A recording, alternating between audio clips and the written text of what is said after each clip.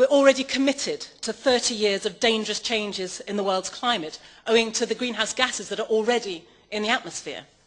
So even if we halted all carbon emissions tomorrow, we'd still have stored up 30 years of changes ahead.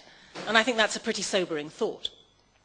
What we can do, if we act with an urgency and a political will, which has frankly been conspicuous by its absence, is to reduce the chances of having to suffer the worst impacts of climate change.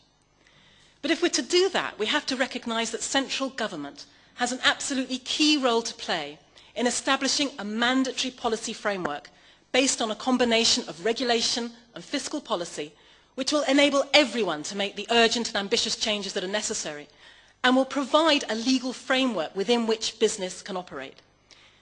Leaving it to the free market alone, frankly, is too slow and it's too unpredictable, not least because the true environmental and social costs of production aren't factored into prices. Now, voluntary measures do have a role, but the bottom line is that addressing climate change is so urgent that we simply can't wait for each individual chief executive to have his or her own personal green conversion on the way to an ecological Damascus. Now again, free marketeers will tell us that technology will be the answer. We don't need to change our economic system, we don't need to do anything very much, we just need to have a bit more innovation and technology will take care of the problem. Well yes, technical innovation will certainly be critical in delivering efficiency gains.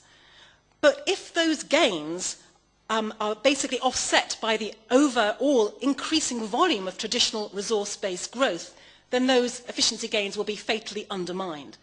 So the bottom line is that we need a behavioural and cultural revolution as well as a technical revolution.